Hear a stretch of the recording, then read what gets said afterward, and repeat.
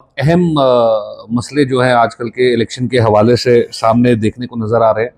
तो मैं समझता हूं कि इस पे बात करना बहुत ज़रूरी है और आपके ज़रिए से ये सवाल जो है वो आम आवाम तक भी पहुंचे और इन लीडरान तक भी पहुंचे जो कौम की तर्जुमानी करने की बात वक्तन फ़वक्तन करते आ रहे हैं। हमने कल एक बड़ी इम्पॉर्टेंट एक डेवलपमेंट देखी बड़गाम कॉन्स्टिट्यूंसी में, जहां मुंतज़र मोहिद्दीन साहब ने अपना जो सपोर्ट है वो उमर अब्दुल्ला साहब के लिए जो है उसका ऐलान किया। मुंतज़र मोहिद्दीन साहब किसी तारुफ के मोहताज नहीं हैं। हर कोई जानता है कि वो बीजेपी की जो बी टीम है या जो बीजेपी के अहम रुकन हैं, पर्दे के पीछे एक अहम रुकन की हैसियत से उन्होंने पिछले 5 साल से जम्मू कश्मीर में 2019 की बाद काम किया और आज अपना नॉमिनेशन वापस लेने के बाद कल हमने देखा कि उन्होंने जो अपना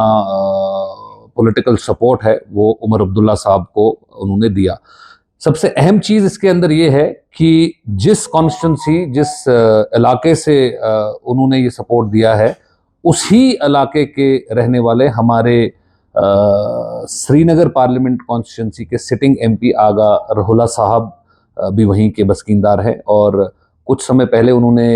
ये बात बड़े जोर देकर कही थी कि अगर उनकी पार्टी ने जो नेशनल कॉन्फ्रेंस है या उनके नेशनल कॉन्फ्रेंस के किसी लीडर ने भी बीजेपी की या बीजेपी की ABC टीम के साथ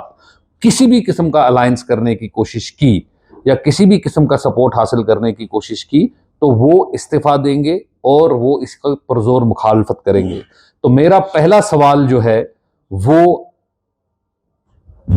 आगा रहुला साहब से है कि क्या उन्होंने अपनी पार्टी से इस चीज के ऊपर सवाल जवाब किए? क्या उन्होंने अपनी पार्टी की लीडरशिप से इस चीज के ऊपर सवाल जवाब किए? क्या उन्होंने उमर अब्दुल्ला साहब से ये सवाल जवाब किए कि ऐसा पर्दे के पीछे क्या डील चल रही है, ऐसी पर्दे के पीछे क्या बात चल रही है कि उनको बीजेपी की बी टीम का सहारा लेने की जरूरत पड़ गई? और ये सहारा भी वो वहां ले रहे हैं जहां जो कि होम कॉन्स्टिट्यूंसी आगा रहुला साहब की है। तो ये सवाल हमारा आगा रहुला साहब से है, ये सवाल हमारा नेशनल कॉन्फ्रेंस से है। एक और अहम चीज जो मैं बताना चाहूंगा इस प्रेस कॉन्फ्रेंस के हवाले से वो ये है कि बहुत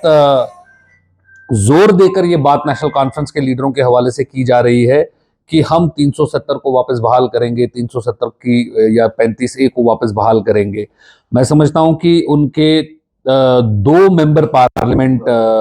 पार्टी के उनके इस टाइम पे जो है पार्लियामेंट के अंदर मौजूद हैं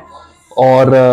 मेरे ख्याल से 2 सेशन अभी तक पार्लियामेंट के वो अटेंड भी कर चुके हैं। लेकिन हमने नेशनल कॉन्फ्रेंस के मेंबर पार्लियामेंट दोबारा कोई भी ऐसा बिल अभी तक नहीं देखा जो उन्होंने टेबल वहां पे किया हो, जो उन्होंने पार्लियामेंट में इंट्रोड्यूस किया हो। तो ये जो दिल्ली में एक रवैया है, दिल्ली में उनका कारकर्दगी एक है और यहाँ कश्मीर में या जम्मू कश्मीर में लोगों को बोलने की जो एक बात है, ये जो उनकी कथनी में और करनी में जो ये फर्क है, इसके ऊपर उनको साफ तरीके से सामने आना चाहिए और ये लोगों को बताना चाहिए कि क्या वजूहात ऐसी हैं या कौन सा ऐसा कानून है जो उनको रोक रहा है कि उन्होंने पिछले 2 सेशन में अभी तक पार्लियामेंट के अंदर कोई भी अपना जो 370 या 35A को लेकर कोई बिल वो बार बार बोलते हैं हम वहां लाएंगे, लेकिन आज तक अभी लेकर नहीं आएंगे। तो अवाम को ये बताना है क्या उनकी बीजेपी के साथ कोई अंडरस्टैंडिंग ऑलरेडी है, ताकि जो सिटिंग एमपी हैं आगा साहब, उन्होंने अपनी होम टर्फ अपने अपने घर के अंदर बीजेपी के साथ अलायंस किया और उमर साहब के लिए जो है वो सपोर्ट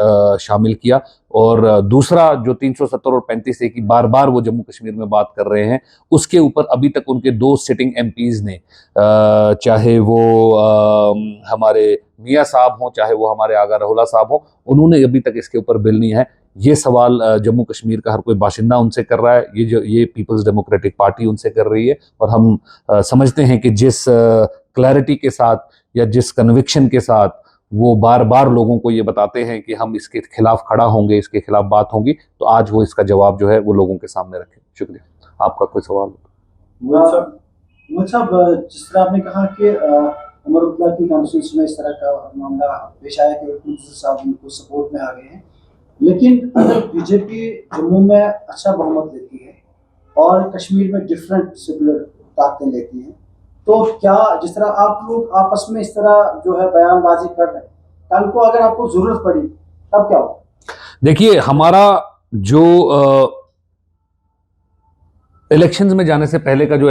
एजेंडा रहा है वो बहुत क्लियर रहा है, वो बड़ा साफ रहा है। हमने हमेशा कहा है कि कोई भी सेक्युलर गवर्नमेंट जो जम्मू कश्मीर में बनेगी वो पीपल्स डेमोक्रेटिक पार्टी उसके सपोर्ट में खड़ी रहेगी और उसके साथ शाना बशाना खड़ी रहेगी। लेकिन अगर कहीं से भी हमारे को जो ये नई नई डेवलपमेंट जो सामने आ रही है, जो हम देखने को मिल रहा है कि कहीं ना कहीं बीजेपी के साथ पर्दे के पीछे अलायंसेस हो रहे हैं, सामने लोगों को कुछ बोला जा रहा है, पीठ पीछे उनकी कुछ किया जा रहा है, तो इसके ऊपर सवाल उठाना मैं समझता हूं हमारा फर्ज है। हमारा ये सवाल पूछना हमारा फर्ज है, लोगों के हवाले से ये सवाल पूछना हमारा फर्ज है। तो ये हम बात कर रहे हैं। बाकी जितनी भी सेक्युलर ताकतें पोस्ट इलेक्शन जो भी रिजल्ट निकलता है, जहां पीडीपी की जरूरत उनको पड़ेगी, जहां पीडीपी उनकी मदद कर सकती है, जहां उनको असिस्टेंस कर सकती है, वहां पीडीपी उनके साथ शाना बशाना खड़ी रहेगी। मोहित साहब, आप इलेक्शन के दौर में देखा जाता है जब इलेक्टोरल प्रोसेस स्टार्ट होता है, एक पार्टी का बंदा दूसरी पार्टी में जाता है, वैसे ही बड़गाम में भी हुआ। आप कैसे बोल सकते हैं उन्होंने उनके साथ अलायंस? नहीं, बिल्कुल आपकी बात सही है। इलेक्शन के सीजन में ऐसा अक्सर होता है कि एक इंसान कहीं ना कहीं से दूसरी जगह जाता है, वो अपनी इलेक्शन की जो प्रोबेबिलिटी है जीतने की वो देखते हैं। लेकिन यहाँ पे जो बात है, जिस चीज की मैं बात कर रहा हूँ, वो इस हवाले से है कि बहुत स्ट्रांगली नेशनल कॉन्फ्रेंस के लीडर या उनके जो एमपीज हैं वो बोल रहे हैं कि हमारा बीजेपी के साथ दूर दूर तक कोई भी अलायंस नहीं है। या अगर आप देखेंगे, मैं समझता हूं कि जितने भी ABCD टीम्स अभी तक रही हैं, इन्होंने उन्हीं पार्टीज को ज्वाइन किया है जिनको बीजेपी का आशीर्वाद ऑलरेडी